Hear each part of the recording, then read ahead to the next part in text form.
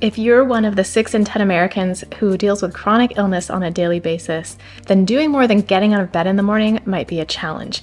Even the smallest disruption, like getting a cold, can throw your whole world upside down. And I can relate, which is why today I am here to share some tips and encouragement to help you deal with your current health challenges. I wanted to share with you really briefly a little bit about my experience, and I promise this will be super short because I know you're here for help. In December of 2020, I got COVID for the first time.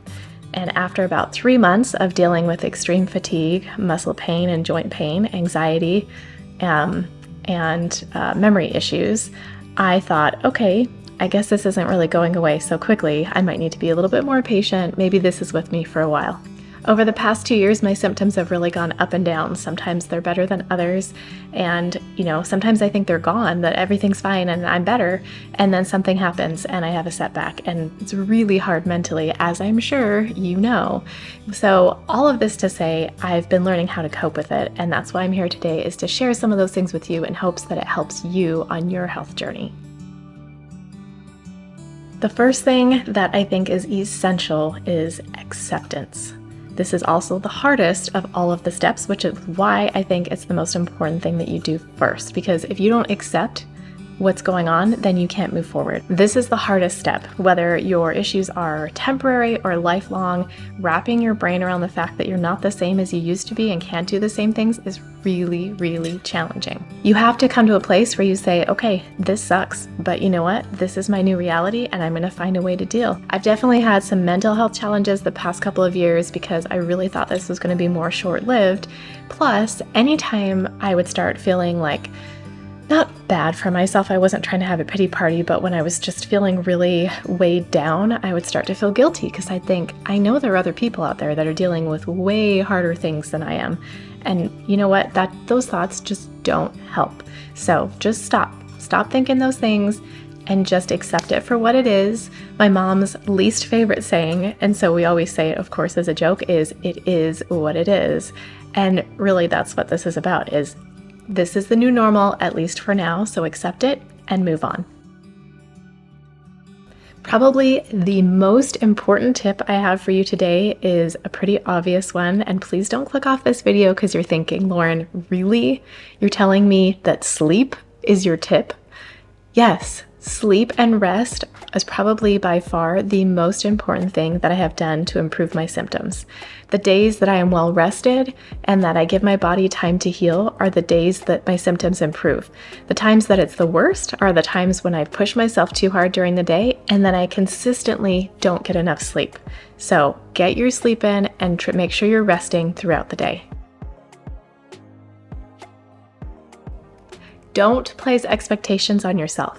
Do not compare what you can do now to what you used to be able to do, or you will drive yourself crazy. Instead, through trial and error, figure out what you can do now, things that are realistic for you, and keep a little list of those. As a matter of fact, when I was really, really bad, and I couldn't do much at all, I made a list on my phone of things that I could do while I was sitting or I was laying that would help me feel useful, like I was being productive. And I would do those things. I remember many days I spent, when I was feeling a little better, I spent sitting on a really tall stool in the kitchen, washing dishes or making dinner, or just really, really simple things. Meditation has been something else that's been really helpful for me. I always thought meditation was kind of kooky. It was just something you did when you did yoga or you're a monk or something. I don't know. I didn't know a lot about it. I thought it was kooky until I started having anxiety attacks and I was looking for a solution. The first time I had an anxiety attack, I really thought I was having a heart attack. I was laying in bed trying to go to sleep and all of these things started happening and I was like, is this what a heart attack feels like? And those little mini attacks sort of consistently began happening anytime I would get too stressed out. Even something as simple as someone asking me to commit to a date to get together or something like that, even asking me to do something small would freak me out and it would send my anxiety through the roof. While I'm not against medication, I really hoped it was something I could handle naturally, and my husband found a free app called Oak, and it's a meditation app, and it helped a lot. During my peak of anxiety, I was using it every single day.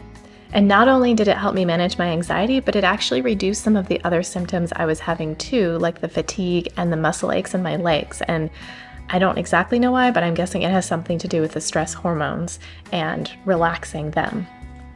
Here's what the app looks like. I like to choose the mindful option. They say it's great for beginners, so that's always the one that I've done. And you can choose all kinds of different customizations. For the background sound, I really like Stream because I find it really calming and consistent. There's no variation in the noise, which helps me relax. And then you can choose what kind of voice you like. I prefer female, but you choose what you like. And you can also customize the time. 15 minutes is my preferred time, but you can do what you like, of course.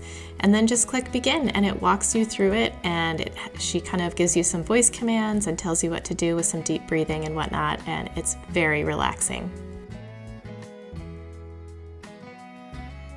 Don't expect other people to understand. When you look fine, people don't realize there's anything wrong with you, and they may not even believe you, to be honest. I actually had an experience where someone was trying to get me to commit to a date for something, and it just sent me in a tizzy. Like, my anxiety was just like straight up there, and it like immobilized me. I couldn't even answer her, and I almost like ran away because I needed to escape that situation. I felt like I was like, everything was closing in on me. And so later I went and explained to her, look, I'm really sorry. I'm gonna have to get back to you, and this is why. And she kind of looked at me like I could tell she didn't believe me. And that's really hard. But you know what? Looks can be deceiving, and you don't always know what someone's going through, and you don't always understand if you haven't been there. So don't expect other people to understand you, and stop trying to explain yourself. You don't need to give a long explanation. It can be as simple as, oh, I'm sorry, I would really love to, but I can't. End of story. It's really important to ask for help. Now, if you're doing a big house project or you're like putting together an event, it's natural or easier to ask for help. But when it's something simple that you feel like you should be able to do, just normal adult things like grocery shopping or making dinner, you can feel, I guess, kind of like incompetent. You feel like an idiot, really. But it's okay to ask for help. You can't do everything on your own anymore, and that's okay. And hopefully this is just temporary and it's not a lifelong thing, but even if it is, that's okay. It's okay to ask for help. I think there are plenty of people surrounding you that would love to help you. One of the things I felt the worst about, that I dealt with the most, was mom guilt. I had huge guilt over not being able to do things with my kids. They would want to go hiking or they'd want to do something with me, and I just couldn't. Sometimes even the things that weren't physical were mentally related. I had to think a lot about them, and it was just too mentally draining, and I couldn't even do that. And so I really dealt with a lot of mom guilt, and it's something that I just had to get over, and I had to ask my kids for help a whole lot. And while I'm sure they were sick of it, it gave them an opportunity to do something for me. And as moms, we do so much for our kids, so there's no harm in that. And I think the same is to be said of friends and neighbors and maybe church members that you're friends with, or people in the community that you associate with. Let them help you and serve you. Think of all the times that you've done things for them. I bet they would find great joy in returning the favor. Find other people like you. Find people that are dealing with what you're dealing with. Now, I will give you a word of caution, and that is, be careful when you find groups like this that it doesn't just become like a whine fest, because sometimes it can become that. You just end up commiserating together, and that's not really helping anyone.